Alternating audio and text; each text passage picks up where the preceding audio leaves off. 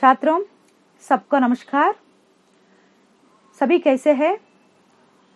स्वास्थ्य पर ज्यादा ध्यान दीजिए। बहुत जरूरत है तो ही बाहर आइए, ठीक है?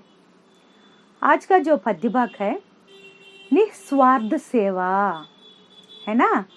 निस्वार्थ, सेल्फलेस और अनसेल्फिश सेवा यानी सर्विस, सेल्फलेस सर्विस, ठीक है? निस्वार्थ सेवा पद्य भाग में पूरे 10 पद्य है, 10 पोइट्री है। इनमें से 5 पद्य मैंने पिछले कक्षा में बताई थी आपको, और आज बाकी रिमाइंडिंग 5 पद्य है, आज मैं आपको समझाती हूँ, ठीक है? निस्वार्थ, है ना? स्वार्थ, स्वार्थ माने हम हमेशा अपने बारे में सोचना, है ना? निस्वार्थ, निस्वार्थ यानी दूसरों के बारे में सोचना या दूसरों को सेवा करना, है ना? और हमारे देश में बहुत सारे महान लोग थे, है ना? जैसे Rabindranath Tagore ji, Mahatma Gandhi ji, doctor BR Ambedkar ji, doctor Baba Amte जी, ज्योतिबाई फूले जी, सावित्रीबाई फूले जी और पेरियार EV रामस्वामी जी जैसे महान लोग थे। वे हमेशा दूसरों की भलाई और समाज की उन्नति के बारे में ही सोचते थे, ठीक है? उन्होंने अपने लिए नहीं जीते। हमें इनकी निस्वार्थ भावना को सीखना चाहिए। हमें दूसरों के लिए जीना है, वही जीवन है ना? यही कवि ने कविता में बताया, ठीक है? बच्चों, पिछले हफ्ते का जो पद्य भाग है, मैं एक बार आपको याद दिलाना चाहती हूँ। 5 पद्य है ना? सूरज, पेड़, फल, नदियाँ, झरना, है ना? नदियाँ, झरना, रिवर्स एंड वाटरफॉल्स, है ना? ये सभी किस प्रकार निस्वार्थ रूप से हमको सेवा करते हैं, है ना? सूरज देखिए, सूरज ने अपने कंचन सी किरणें फैलाते हुए हमको रोशनी देते हैं। सूरज की रोशनी के बगैर हम जी नहीं सकते हैं और अनेक प्रकार की बीमारियां आ जाने की संभावना रहती है ना? सूरज ने अपनी किरणों से रोशनी देते हुए हमको निस्वार्थ रूप से सेवा करते हैं, ठीक है? और बाद में पेड़, पेड़ हमको विभिन्न प्रकार से मीठे मीठे फल देते हैं। ऐसे फल खाकर हम अपने भूख मिटाते हैं। पेड़ पत्थर से मार खाकर भी हमको मीठे फल देते हैं। इस प्रकार पेड़ हमको मीठे फल से निस्वार्थ रूप से सेवा करते हैं, है ना? बाद में फूल, फूल खिलकर अपने मन को लुभाएंगे यानी अट्रैक्ट करेंगे। फूल हम उपवन में, गार्डन में, घर में, शादी के महल का अलंकृत करने में, मंदिर में भगवान को पूजा करने के लिए, है ना?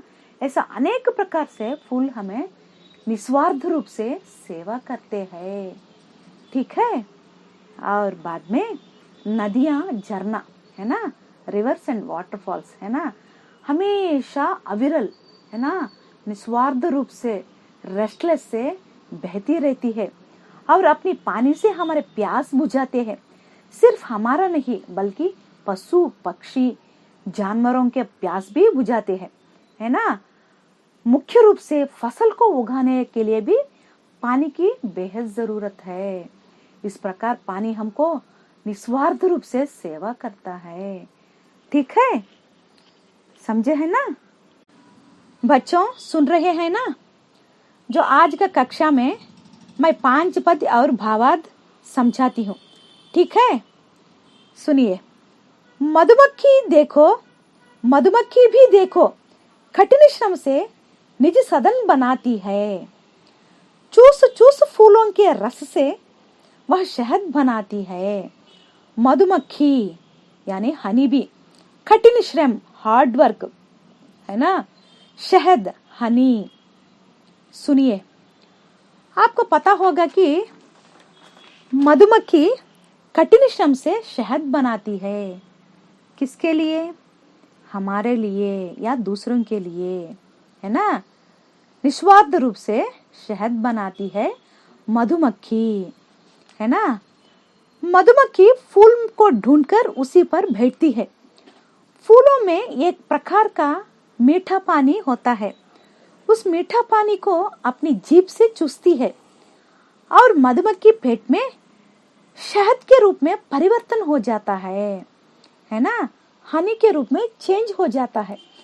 इस प्रकार मधुमक्खी निरंतर श्रम से शहद बनाती है ना। यह अत्यंत पौष्टिक भोजन है। ठीक है, जो दूसरा पद्य देखिए। पर क्या वह इस मधु का सेवन जीवन में कर पाती है? औरों के हित ही तो वह भी निज सर्वस्व लुटाती है। मधु, हनी, मधु का सेवन, मधु का प्रयोग करना, जीवन, लाइफ, औरों के हित, दूसरों की भलाई यानी टू हेल्प अदर्स, सर्वस्व, सब कुछ, होल, लुटाती, लूटना, है ना, टू रोब। सुनिए, मधु का सेवन इस प्रकार निरंतर श्रम से जो मधुमक्खी मधु प्राप्त करते हैं ना, उस मधु का सेवन मधुमक्खी नहीं कर पाती है, लेकिन औरों के हित के लिए, दूसरों की भलाई के लिए, दूसरों ने उपयोग करने के लिए, है ना, मधुमक्खी शहद बनाती है ना। और वह शहद हम बहुत पसंद करके हमें शहद का सेवन करते हैं। इस प्रकार मधुमक्खी निरंतर श्रम से, निस्वार्थ रूप से हमको शहद बनाती है ना। ठीक है बच्चों, बाद में जो पद्य भाग देखिए। बच्चों, जलता रहता दीपक जब तक होना सवेरा, जग भर को देता प्रकाश पर अपने तले अंधेरा, है ना। दीपक, लैंप, सवेरा, मॉर्निंग, प्रकाश, ब्राइटनेस, है ना, या रोशनी, अंधेरा, डार्कनेस, है ना। सुनिए, सवेरे होने तक दीपक जलता ही रहता है ना। दीपक अपने आप अंधेरे में रखकर हमको प्रकाश देती है, अपने आप जलते हुए दूसरों को उजाला देती है, प्रकाश देती है। सिर्फ हमको नहीं, पूरे जग को ही अपने प्रकाश से भर देती है। पुराने जमाने में, ओल्डन डेज में, जब बिजली या विद्युत शक्ति नहीं था, है ना, पुराने जमाने में करंट नहीं था, तब इसी दीपक का ही घरों में उपयोग किया जाता था। इस प्रकार दीपक ने स्वयं जलते हुए निस्वार्थ रूप से अपने को प्रकाश देते रहते हैं, है ना। ठीक है बच्चों, सुन रहे हैं? अगले पद्य सुनिए। जलकर दीपक ने क्या पाया, नदियों ने है नीर बहाया, सूरज ने है जग चमकाया, फूलों ने खिलकर विश्व हंसाया। ठीक है, सुनिए। जलकर दीपक ने क्या पाया? क्या पाया? प्रकाश दिया। जलकर दीपक ने हमको प्रकाश दिया। नदियों ने पानी बहाया और हमारी प्यास बुझाया। सूरज ने जग चमकाया, है ना, हमको रोशनी दिया। फूलों ने खिलकर अपने को लुभाया, अट्रैक्ट कर दिया, है ना। फूलों ने खिलकर अपनी सुंदरता से, अपनी खूबसूरती से पूरे विश्व को ही हंसाया। ठीक छात्रों, जो अगली पद्य यानी आखिरी पद्य भाग है, ये पद्य भाग का सुनिए। ऐसे ही कुछ सुमन विश्व के आंगन में भी खिलाते हैं, और उनकी बनते मिसाल वे सब उनके पीछे चलते हैं, है ना। सुमन यानी पुष्प, फ्लावर, विश्व पूरे संसार, है ना, यूनिवर्स। आंगन घर के सामने जो काली जगह, है ना। सुनिए, ऐसे ही कुछ सुमन होते हैं, पुष्प रूपी जो लोग होते हैं, सुमन यानी पुष्प होते हैं जो विश्व रूपी आंगन में खिलते हैं, है ना। पुष्प रूपी जो लोग होते हैं विश्व रूपी आंगन में खिलते हैं। यानी जो सैनिक होते हैं देश के लिए अपने जीवन समर्पित कर देते हैं, देश के लिए निस्वार्थ रूप से सेवा करते हैं, है ना।